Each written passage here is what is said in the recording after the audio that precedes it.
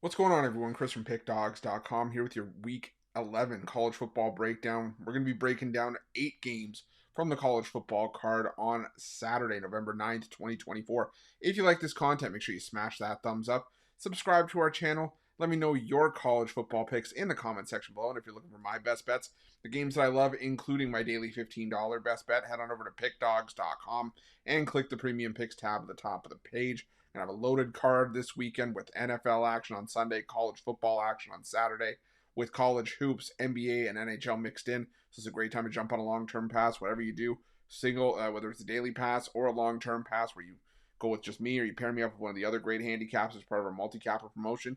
Use the promo code PICK at checkout for an additional 15% off your purchase. But we're here to talk about 8 college football games on Saturday. Some big games on the board. There's some tricky spots, whether you have to try to navigate through injuries. We're going to talk about a couple of those. And, now the first college football playoff rankings are out. Teams are going to want to maybe accrue some style points. So we're going to have to talk about those as well. But let's not wait any longer. You guys know the drill. You ready? I'm ready. Let's get into it. Our first game comes to us from Ohio Stadium. This one's going down at 12 p.m. Eastern on Fox. Ohio State taking on Purdue.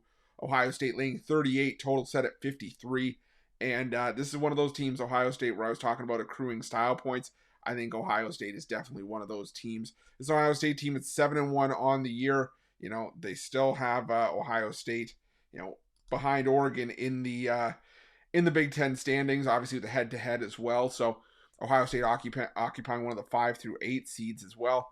And if they want to, strengthen that hold on it, or even have a potential chance to maybe leapfrog Oregon if Oregon were to stumble down the stretch, or even in the Big Ten title game, they're going to have to keep picking up these points and keep picking up these offensive performances. Purdue has just been getting absolutely crushed. They just got crushed by Oregon at home. Last couple times we've seen them on the road in conference play, they've given up a combined 102 points to Illinois and Wisconsin. And while Illinois allowed Purdue to put up 49 points in that game, it was still giving up 50 on the other side, and Ohio State is better defensively than both Illinois and Wisconsin as well. So I'm going to go with Ohio State. I'm going to lay the big number, as I think Ohio State names their number and probably hangs a 50 burger on Purdue here. Now we head to DATCU Stadium for a matchup between Army and North Texas. This one's going down at 3:30 p.m. Eastern on ESPN2. Army laying 4, total set at 64.5. I've been one of the biggest proponents of Army this entire season. I've been riding this team as much as possible, but now this team has started to falter a little bit, and now a lot of it's because of Bryson Daly's injury. Daly, last week it was announced it was an undisclosed injury / illness. I've heard in a couple places that it's a foot issue, so that's problematic for one. But Daly is key to running this option offense for Army. He's got almost 900 rushing yards this season. I think he's got almost 20 touchdowns.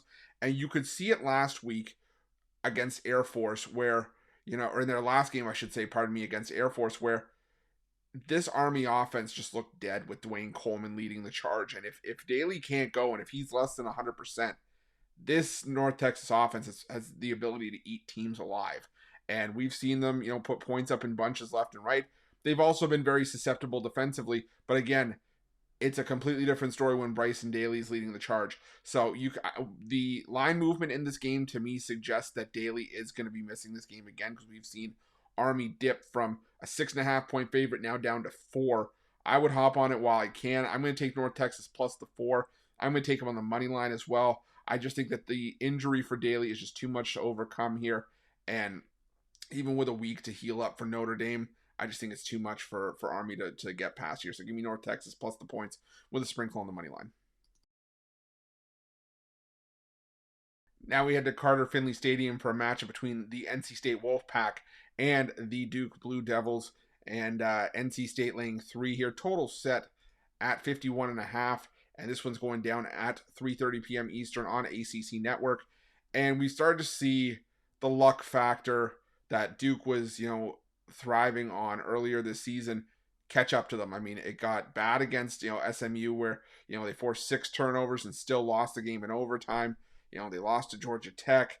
Now they got beat up by Miami. And now you take on an NC State team, who needs a win here for bowl eligibility, and they don't have necessarily easy tests down the stretch with games against Georgia Tech and North Carolina. But not only that, this is senior day, and senior day with bowl eligibility on the line against a reeling Duke team. For me, this just sets up as an NC State spot the entire way. I think the Wolfpack get the job done here. Like I said, I just haven't loved what I've seen from Duke in recent weeks. CJ Bailey is starting to come on strong. Last week, 18 against Stanford, 18 of 20, 3 touchdowns, 234 passing yards. That followed up back-to-back 300-yard games from Bailey. He's starting to come into his own. I like him against this Duke team. I'm going to take NC State laying the 3.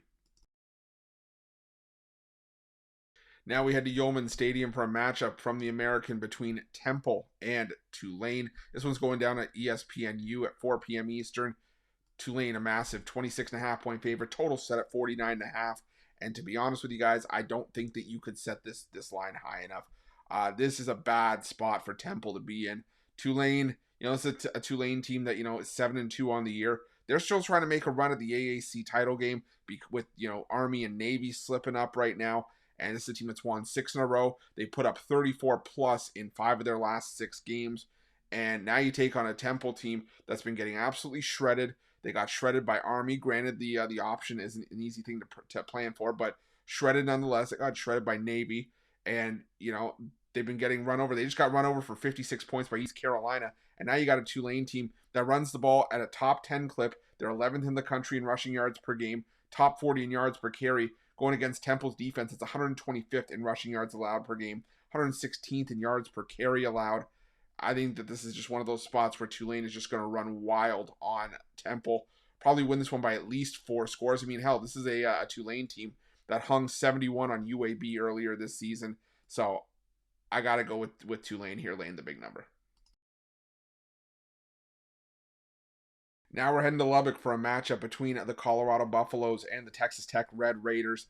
This one's going down at 4 p.m. Eastern on Fox. Colorado, a 4-point road favorite, total set at 62.5. And this is going to be an interesting matchup because both these teams still have an outside chance at making the Big 12 title game. Both are, have 4 wins in conference play.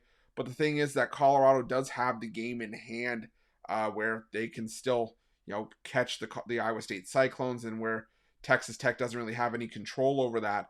And that's why I'm leaning towards Colorado here. Not because I think that Texas Tech isn't going to try to win this game to keep their hopes alive.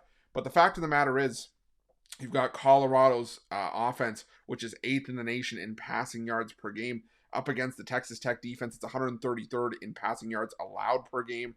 Texas Tech's defense, 120th in yards per completion allowed, 119th in yards per attempt allowed, 130th in completions per game allowed. And, teams are choosing to pass on Texas Tech because teams know it is the weakness of this Texas Tech defense. Colorado, they don't necessarily run the football all that well. The numbers have improved from Colorado in recent weeks in terms of running the football. But, that's Texas Tech's strength defensively, if there is one. So I can anticipate Colorado probably going very pass-heavy in this game. And Texas Tech offensively can move the football themselves. This is a top 25 passing offense. But Colorado's pass defense actually improved. They're top 50 in passing yards allowed per game. So I think Colorado wins this one by a touchdown. They're usually a solid bet as a favorite. So I'm going to go with Colorado laying the points in this one. Now we're going to Neyland Stadium for a matchup between Tennessee and Mississippi State. This one's going down 7 p.m. Eastern on ESPN2. And, I get why Tennessee is a heavy favorite here. Absolutely. The Mississippi State defense has left a lot to be desired this season. Some would say borderline terrible, and a 45-20 win over UMass isn't going to change that. However, what we've seen from Mississippi State is that they have been able to cover games as these hefty favorites. They covered catching 37 against Texas on the road. They covered catching 33 against Georgia on the road. Only lost that game by 10. They caught 21 at home against Texas A&M. Only lost by 10 there as well. Tennessee is a Tennessee team that is in the national rankings right now and probably needs to accrue some style points themselves. But they also have a matchup with Georgia on deck. So for me, there's a heavy look-ahead spot with Georgia on deck for Tennessee. And if you look at the numbers for Tennessee in conference play, they haven't scored more than 28 points in a game and haven't won a game by more than 10 points. I know that Mississippi State's defense, like I said, has been atrocious. But this, for me, is even still a lot of points to be given up. I think that Mississippi State can sneak in the back door, maybe lose this one by 3 scores if Tennessee's offense decides to break out, maybe 38-17. Heck, and now this is even up over the key number of 24 with the hook. 38-14 gets us there. So I'm going to take Mississippi State here plus the 24.5. Now we head to Beaver Stadium for a matchup between Penn State and Washington. Penn State a 13.5-point favorite at home. Total set at 46.5. This one's going down at 8 p.m. Eastern on Peacock. And Penn State, took one on the chin against Ohio State and it dealt them a serious blow. But this team is still 7-1 on the year, and another team that needs to accrue some style points. So you sit here and you think, well, can Penn State pick up a big win and get those style points? Well, here's my question: is it Ohio State on the other side? No. Okay, Penn State's usually probably pretty good then, because that's where James Franklin really struggles. He acknowledged that in the post-game press conference. I like this Washington team a lot, but I just think this is a bad matchup for them. We've seen Washington, we've seen a lot of these former Pac-12 teams that have come over to the Big Ten really struggle with these trips out to the East Coast, or at least flying east. Washington, they lost, at Rutgers by 3 points, but didn't cover. Then the last two games on the road, at Iowa, gave up 40 in a beatdown loss, and then had a bye week, probably went back home, and then went to Indiana and lost that one by 2 scores as well. So I think that Penn State, a little bit frustrated after last week's loss, and they come out with a bit of a fire under their butts. I'm going to go with Penn State here laying the points. Our final game on Saturday's card is the holy war between Utah and BYU. BYU, a 3-point road favorite. Total set at 40.5, and this one is going down on ESPN at 10:15 p.m. Eastern. And this line is only this low because it's a rivalry game, and I think this is going to be one of those sort of sharp chaser specials where everybody's going to think, well, it's Utah at night, it's the holy war, it's a rivalry game, and that's all well and good. But the thing for me is, it's still a rivalry to BYU as well, and there's a lot on the line for BYU as well in this game to try to get a win, because this is a BYU team that is holding on to one of those college football playoff spots. They're still undefeated, and you're not going to tell me that BYU doesn't want to go out and get this win, not just from a rivalry perspective, but to keep themselves in that playoff hunt. And a loss to Utah would definitely do some damage. So I'm going to go with BYU here. Nobody's really been buying into BYU pretty much all season long, and this week seems to be no different. So give me BYU laying the 3 here to round things out.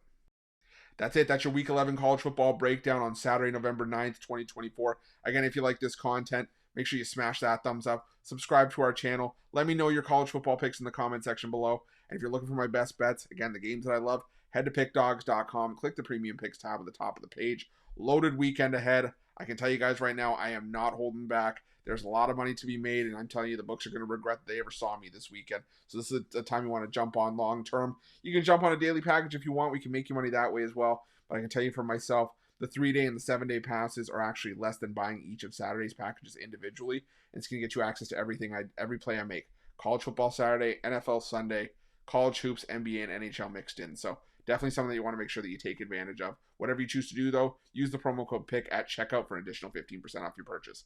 Thank you so much for watching. We'll see you guys soon.